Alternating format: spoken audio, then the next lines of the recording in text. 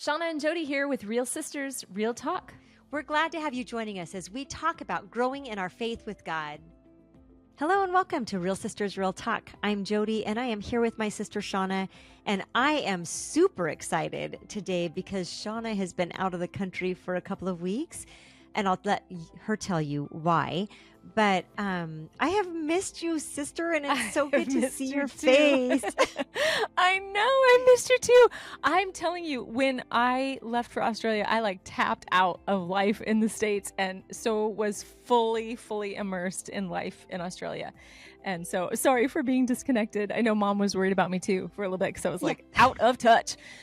It's really hard, TBH. Now, this is not I'm not trying to justify my actions here, but all day long, it's quiet in Australia. Nobody's ringing up my phone because everybody's sleeping. And then I go to bed and I wake up in the morning and it's like ping, ping, ping, ping, ping, ping, ping. There's 30 texts because y'all were awake while we were sleeping.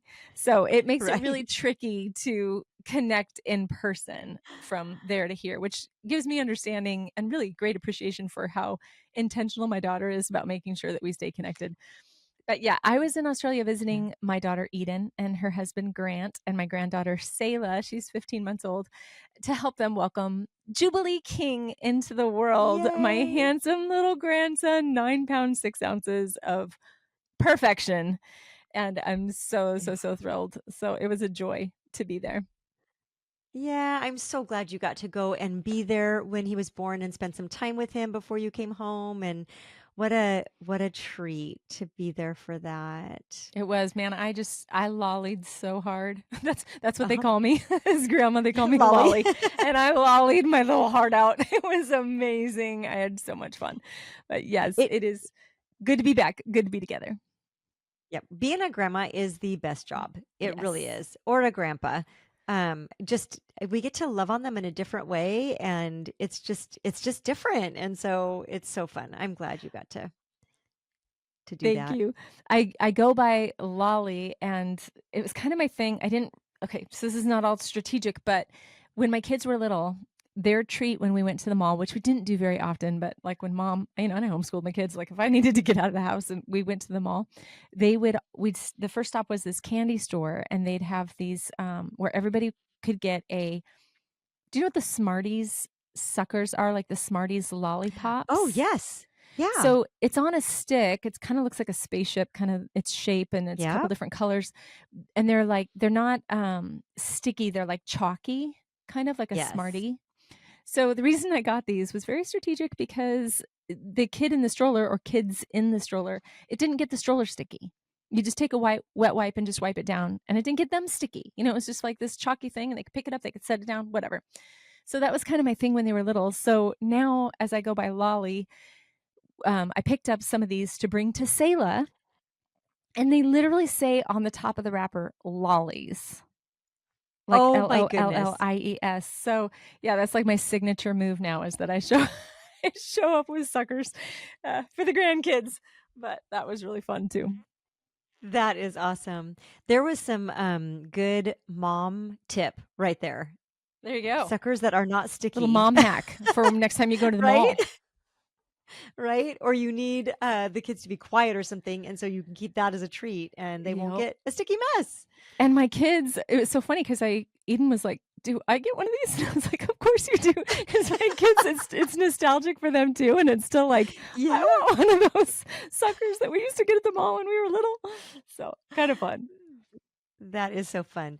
So kind of fun. I mean, as a grandparent, there is, we get to treat our grandkids different than we treat our kids. We get to give them things often that we maybe couldn't, or it wasn't the wisest to give our kids, right? And so there's I'm going to transition us here. There is a generosity that as grandparents we get to live into toward our grandchildren, right? We get to provide in a different way. We aren't doing the day-to-day things, but there's other ways. So these little lollies, how fun to be able to bring that, and it's a treat, and they know that Lolly will bring that when she comes. That's something that they will know in the future.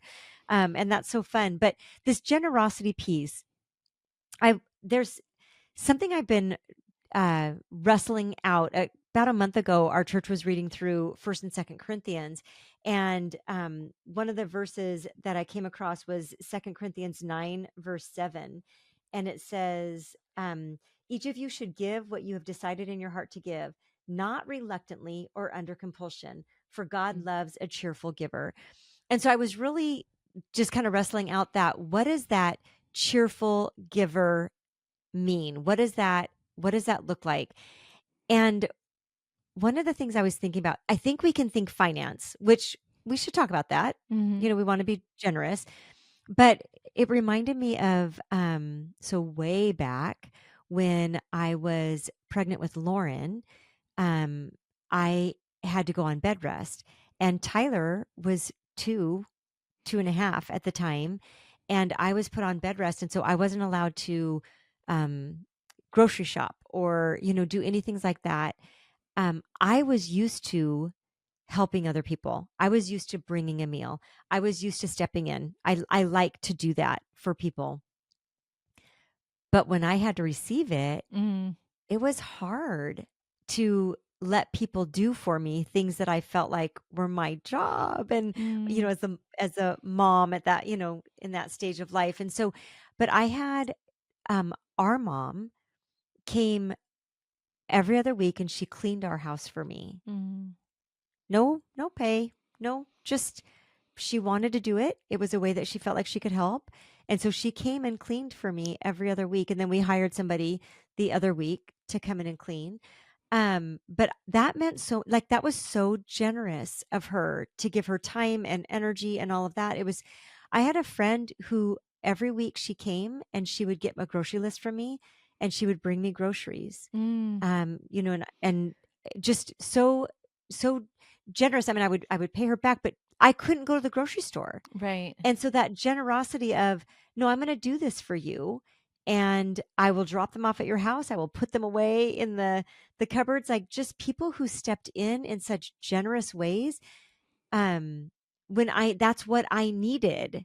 So it maybe wasn't financial help we needed at that time, but we definitely needed people's generosity. And it was so kind and so overwhelming to receive Hmm. that. That I'm glad that you brought up the distinction between financial generosity and other ways that we can be generous because honestly, when I hear the word generosity, the first thing that comes to mind for me is just finances, like or monetary, not Right. even necessarily money, but like monetary things of value. We had one time where my we had a car. We've never made big investments into cars. So we had this old car and I had adjusted the seat to where I needed it to be to drive the car, and that was the day the car decided it's never gonna have its seat adjusted again. So when Dan would hop in the car, his knees would be, like, on either side of the steering wheel, right? Because he could not make the seat go back. The seat was just not gonna do that. Anyway, we had somebody, say, "Had like to meet you on this day at this time at this gas station." It was like a halfway point between our house and theirs.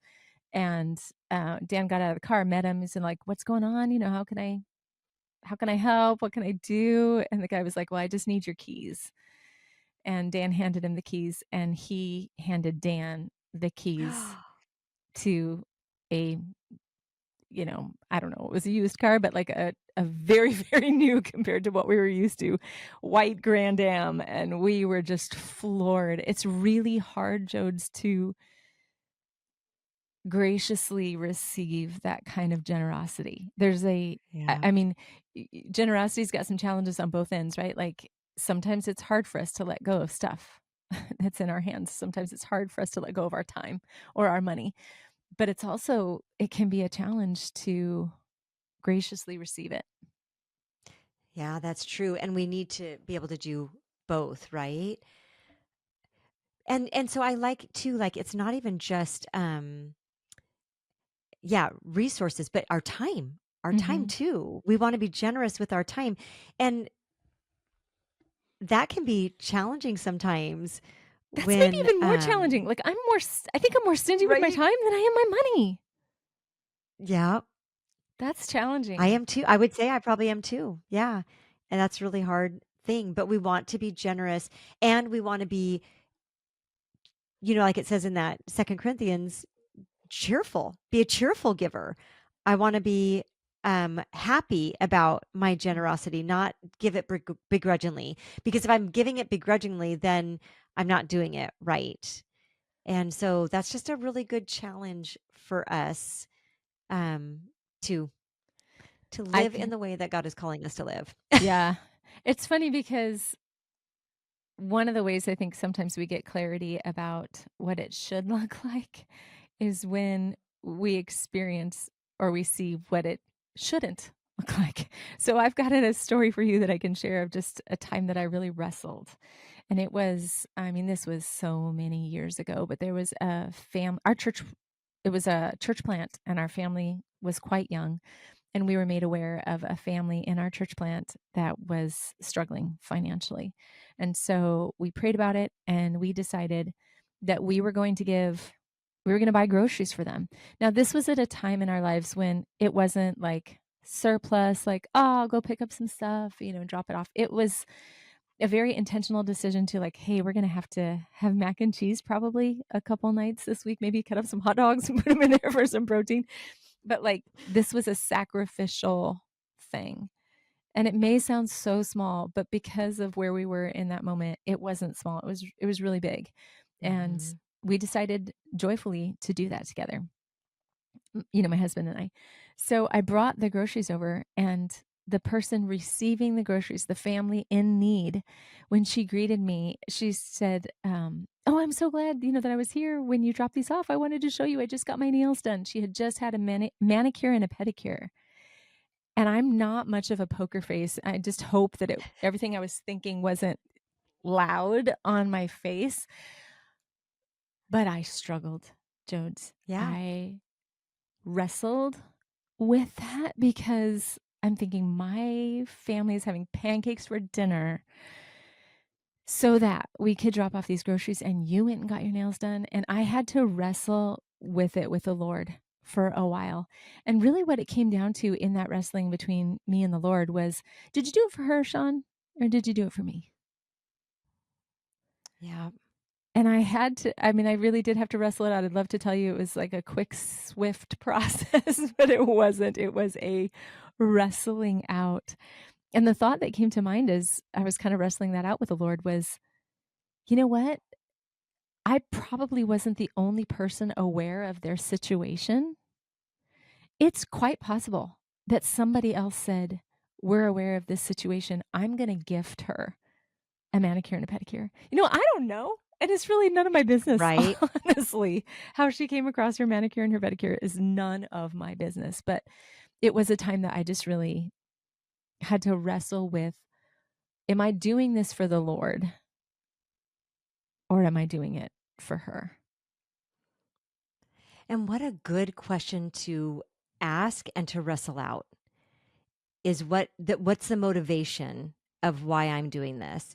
Because then our good spirit or our grateful heart in the giving is not conditional on the circumstances Mm. surrounding it, right? That is simply I'm going to be a cheerful giver because I am doing it unto the Lord. Right. And I think, I mean, it has applied to so many situations in my life, like that lesson with that specific scenario. If I'm driving my car and I see somebody with a sign at the corner, Mhm. needing money, will work for money, whatever, I think put myself out there and say, here's some thoughts that come into my mind. Like, I don't know what they're going to do with that money, or like, Yep. I don't want them to misuse the resources that I give them. I don't want to enable them into something that's not healthy or good for them. Like, all of these things I can try to figure out in my mind. And God does give us logic and reason to help us to make good choices. But I think to just present that before the Lord, if my only job is Yes. obedience, like I don't have to figure out all this stuff, it very much simplifies generosity, because it's like, Lord, do you want me to do this? Do you want me to, is there Mhm. something that I can give in this moment that would be helpful? And as I feel led by the Spirit of God, I can just respond in obedience, and I don't have to unpack their stuff. I don't need to see a financial report before I decide if I'm going to be generous. You know what I mean? Like it's kind of silly when Right. you think about it. Like, if the Lord is saying, yeah, Sean, go ahead. I can give and release it. And I'll tell you what, this is okay, here's an area, Jodes, where this challenges me to give it and release it with my gifts as well. I I want to know that whatever I'm giving is going to have impact, that it's going to be worth it. You know what I mean? That it was good. And it's like it is very much a challenge for me to step in, offer what God has given me, and then to just trust him with it. So like your gifts as in not like gift that you're giving, but well, you are giving it, but like your gifts that God has given you in talents Like a and speaking engagement, abilities. Yes. or I mean, fill in the blank, whatever. Yep. Yep. That's a really good word. We want to just do it out of obedience and be generous. Okay, I'm gonna tell a story that kind of takes us in a little bit of a different angle, and this actually just came to me. Hmm. I just remembered this, but this summer I was at a conference, Global Leadership Summit in Chicago, and they had this musician there, Walker Hayes. I think I told you about him, but I've never heard him before. Um, but he had just some really fun music, but a great testimony. And so he has a bunch of kids, I think like 8 kids, and they actually lost a daughter Mm. at birth, and so it just had kind of a sad story with that. But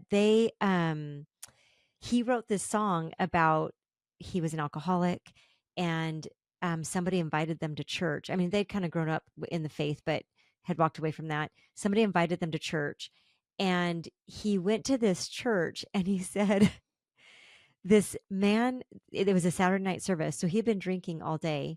So he smelled like alcohol. And this man greeted him and loved on him. And it was like he was a superstar that had walked into the church building because this man was so glad that he was there. And then this man kept pursuing him and wanted to be his friend. And he's like, I wasn't, a good friend or anything, but this man was so generous with his love and his Hmm. acceptance. There was no conditions to it. He just loved Walker Hayes into this. Eventually, they ended up becoming friends. The two families became friends, and he gave him a van, and like because they needed to be able to seat all their kids, and he's like, this was crazy stuff. This man, literally, his generosity loved Walker Hayes into a relationship with Jesus, and he wrote this song about it. And I'm telling you, look him up and listen to Okay, the song because you will cry. I have to ask you, did the two of these guys, did they write a book together? Yes, yes, I yes. interviewed them. Are you No, serious? I'm not. Oh I'm not my kidding. I had gosh, him on my sister, show. Yeah. that's I'm awesome. like, I know this story. Yeah. Yes. And Yeah. there's literally a song about it, and there is a book about it. And I like, seriously, like, this is about somebody who was generous with his love, with his Wow. acceptance, with, so it wasn't even financial or, time, but it was all those things too. Yeah. But first, before anything else, it was with his love and acceptance of Walker Hayes and just bringing Yeah. him in. That is such So, an incredible story. Powerful, yeah, powerful I story. love that you got to interview Mm-hmm. them. That is so That's, exciting. I know Yeah. it's wild when those pieces come together like that. But, Right?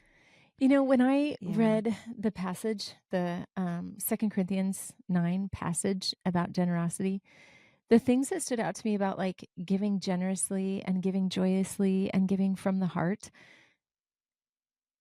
the thing that kind of jumped off the page at me is this is how God gives. Like he's not asking us to Oh, give. wow. Do you know what I mean? Like he's not saying this is how I want you to do Mhm. this thing. He's saying I want you to be like me and this is how I give. And that rocks my world when I think about what he's done for. Think about the greatest gift that he's ever given you. His son's life, so that you could be reconciled to him and be in relationship with him forever and ever and ever.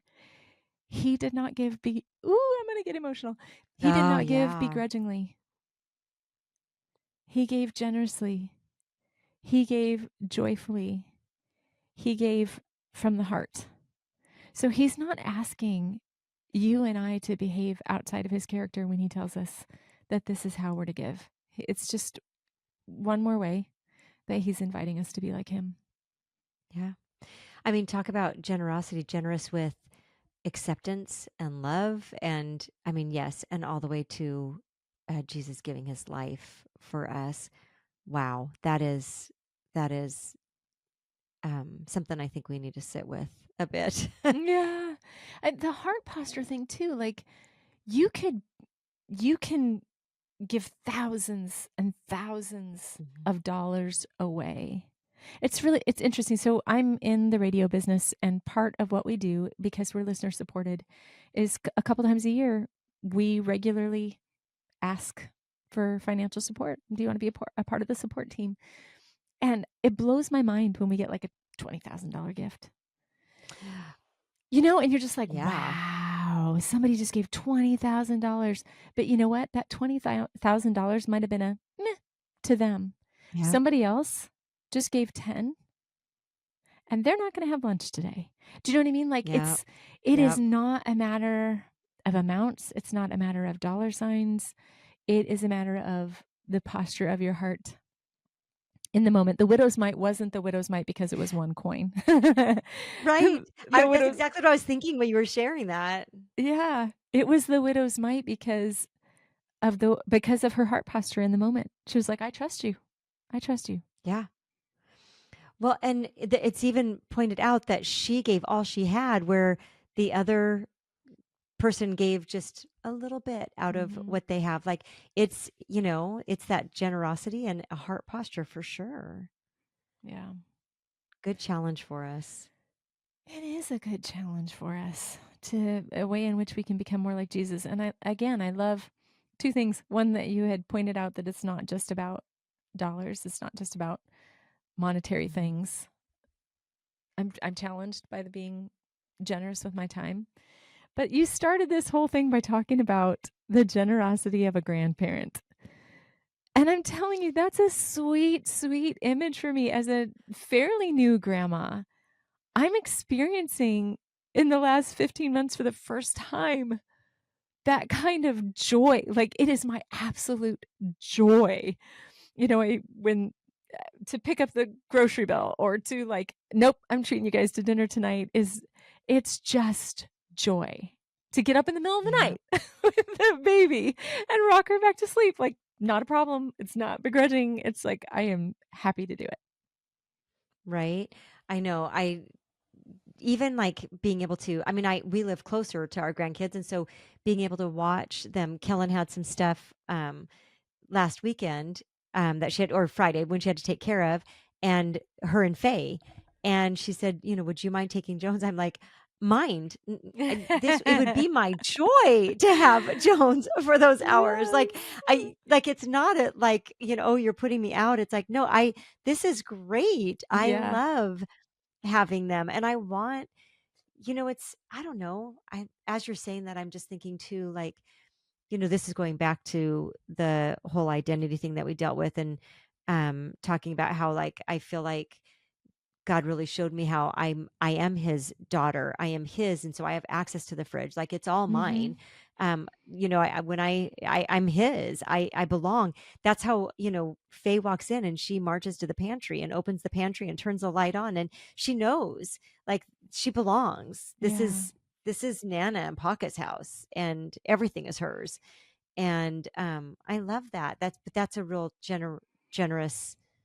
Um, it's easy to be generous with our grandkids, Yeah. and then we need to really wrestle that out of generosity in all the places that God is calling us to do that. Yeah.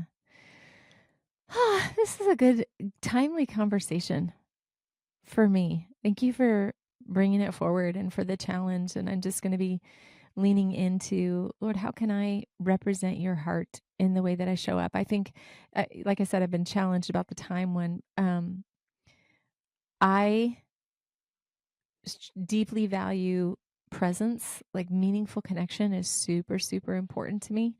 And so to be present, there's so many plates spinning. It's easy to be thinking about the next plate or the next thing, but to just be Right. present in the moment, fully present without sharing any of that attention in my mind towards what's coming, but just to be in the moment is one of the ways I think that that we're called to be generous as well.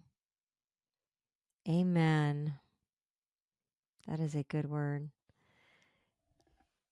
Yeah.